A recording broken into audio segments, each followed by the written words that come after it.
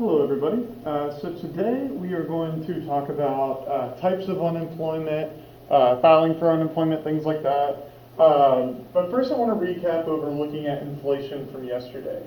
Alright, so if this year Bonnie arrives at the store, she discovers that the pies cost $1 more than they did the previous year. Bonnie is noticing what? Price ceilings, price floors, inflation, or stagflation. Alright, so first off, we can rule out the first two, alright, because we're not talking about the government making these pies more expensive. Just the natural cost of them is going up. Alright, so let's talk about the difference between inflation and stagflation. So inflation would be the correct answer. It's looking at the cost of goods going up over time. Stagflation would be kind of like what we were talking about yesterday with teacher salaries and inflation. So it's a combination of the two words inflation and stagnant. Alright, so if something is stagnant, that means that it's still, it's not moving, it's set. So stagflation is when goods are getting more expensive, but wages are stagnant. So over the past 10 or 20 years, that's what we've seen, right? Goods have gotten about 60% more expensive over the past 20 years, but income has only gone up by about 10 or 15%. So what that means is across the board, people are able to buy less now than they were 20 years ago. So same thing if you think about it with minimum wage, right? If you were on minimum wage when I was in high school, it wasn't great, but it was okay. Like you could do stuff with minimum wage. But today, right, you could barely scrape by, right? At minimum wage, you're below the poverty line at this point. All right, and so stagflation is when the cost of goods are going up over time, but wages are staying the same. So the correct answer would be C, because it doesn't really talk about wages. It just talks about that pie getting a little bit more expensive. All right, so what we're going to look at today are types of unemployment. All right, so first off, let's look at how we categorize unemployment. So we look at this through the census, and so the most recent census has either just wrapped up or is about to wrap up. All right, and so that's when they go to door and get government data from everybody, you know, what they do with their lives, how many people live in that house, what everyone's ages are, and they use that census to determine representation for our states and for our county and how much money we get. All right, and so the workforce that we're going to look at is anybody 16 through 65 years old, all right, that either is employed, like has a job, or is unemployed, which means that they don't have a job but are actively looking for one. So those of you that don't have a job right now but aren't looking for one, you wouldn't be considered unemployed. You wouldn't be in the workforce. But if you don't have a job and are looking for one, you would be considered unemployed. All right, and so let's look at how we decide this, right? So let's say that we have 20 people in the class. All right, so first off, hold on, let me get my phone because I'm bad with math. All right, so let's say that we have 20 people in the class, right? That would be our population. But let's say that 5 of them aren't really looking for a job, right? Let's say that 5 of them are just worried about school right now. All right, so then our labor force would be 15 people. They're either the people that are employed or that are unemployed. All right, so to figure out our unemployment rate, we would divide the number of unemployed people by the total workforce. All right, so let's say that of the 15 people in here that we have, let's say that 10 of them have jobs, and 5 of them don't have jobs, but do want jobs. So they would be unemployed. All right, so to figure out our unemployment rate, all right, we would put the number of unemployed over the workforce. So, 5 over 15. So in this case, we do the math here. It should come out to about 33%, I think.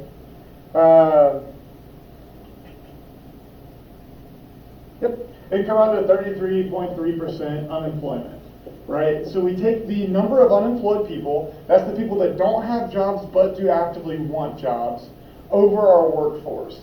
And the workforce are people that are employed and people that are unemployed.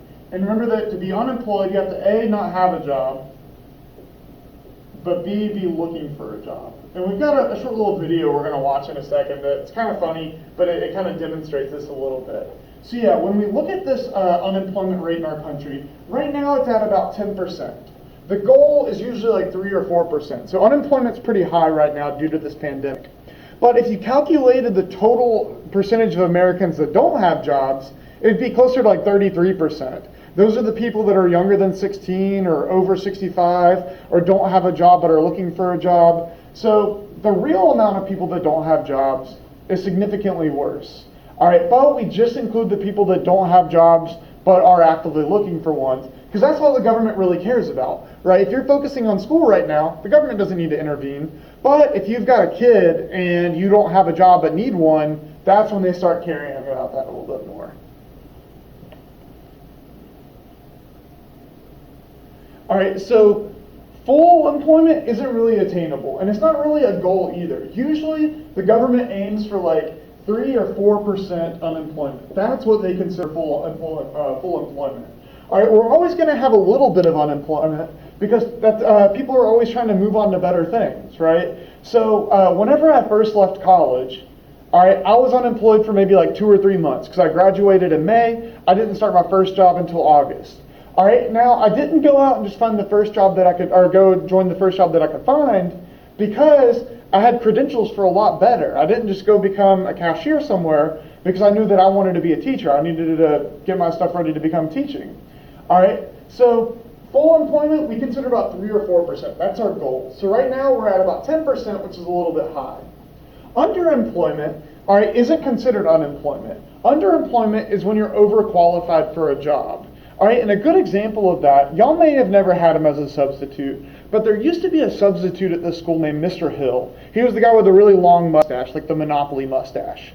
All right, and so I don't know if you guys knew this about him or not, but he's the guy that invented the software that Lowe's uses to build decks. So if you want to add a deck onto your home and they pull it up on a computer to help like design it, he made that software. He also owns a construction company that builds cabinets for Sea Island. So he's really wealthy.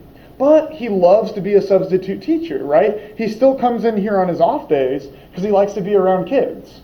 So that would be an example of underemployment. So if you're underemployed, you're not unemployed. So let's say that I lost my job as a teacher and I had to become a cashier. I couldn't file for unemployment. I'd be underemployed, but I wouldn't be unemployed. A discouraged worker is somebody that stopped looking for a job. All right, so some of you over the past couple months since the pandemic have maybe stopped trying to find work, right? Maybe before the pandemic you were trying to find a job, but since then you've kind of given up, right? So you wouldn't be considered unemployed anymore because you're not actively looking for a job. You would be a discouraged worker. You have left the workforce. Now, once you start looking for a job again, then you would be considered unemployed again. Sorry, let me try to get this working again. I don't know what's wrong with this. Oh, well, that wants to work.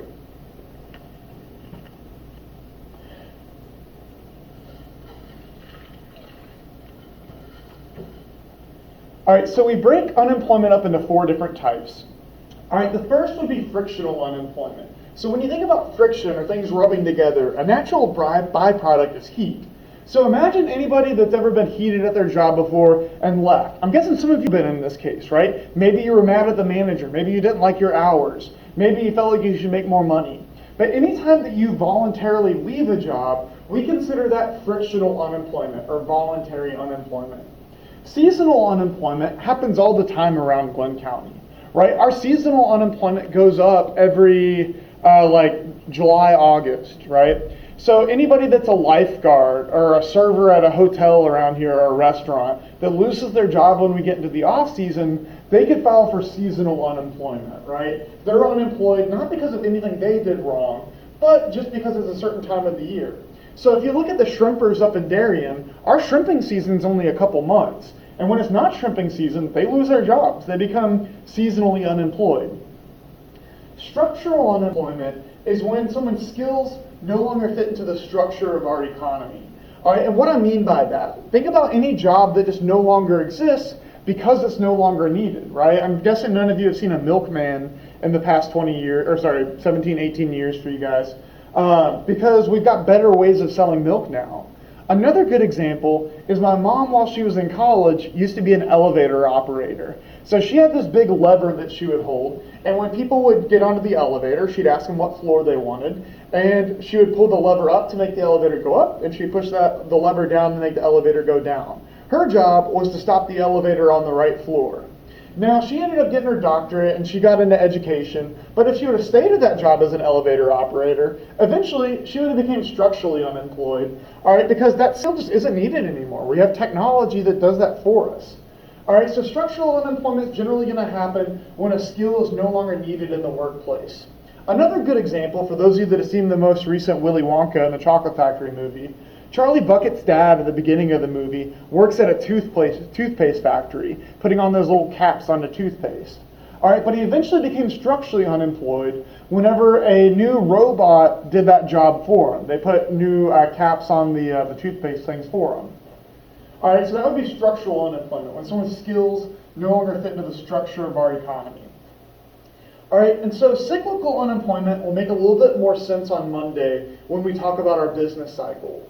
All right, so the idea behind this business cycle is that our economy grows and shrinks, grows and shrinks. Right now we're in a period of shrinking, but hopefully pretty soon our economy starts to grow again, right? And it follows this kind of recognizable pattern. Like whenever I was in high school, when I started in 2006, our economy was growing, and in about 2008, our economy started to decline, right? We hit the recession. That lasted until about 2011, 2012. And then our economy has been growing since then, until about January, when our economy started to decline again, GDP started to go down. All right, and so if people were to lose their job at the down part of this business cycle, like during the last recession, or like right now, some of you may have had parents that have lost their job during this recession. It wasn't because of anything they did wrong, it was just because we were in this part of the business cycle. We were in a recession or in a depression. All right, so this would be cyclical unemployment, and we'll talk about this one a lot more on Monday specifically. So again, frictional unemployment, voluntary unemployment. People are losing their jobs, are leaving their jobs for reasons that are their own. Seasonal unemployment would happen during certain parts of the year, but not others. Structural unemployment, if people's skills no longer match the workforce anymore. So when all of those auto plants, like Ford and Chevy and GM, left Chicago and Detroit for Mexico, all right, all of those people became structurally unemployed. The American workforce didn't need these automakers anymore. And so they lost their jobs for structural reasons. Cyclical unemployment, again, is during a downturn of the business cycle, when people lose their jobs because the economy is doing poorly. Sorry, let me get a sip of water real quick.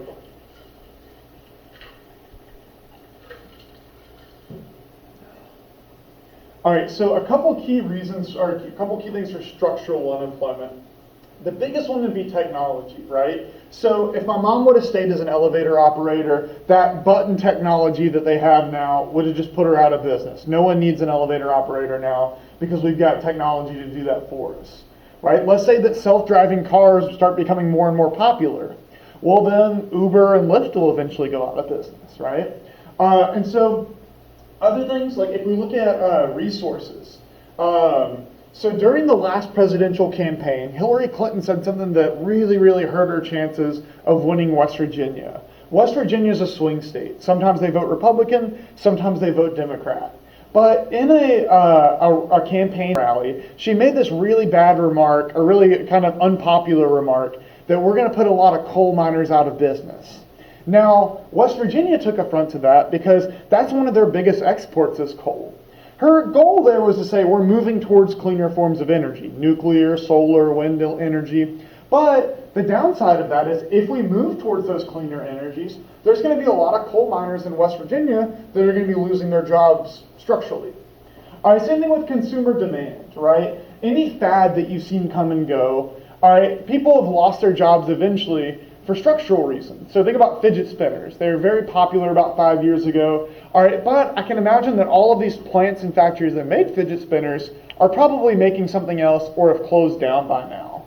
All right, and so these would be another form of structural unemployment.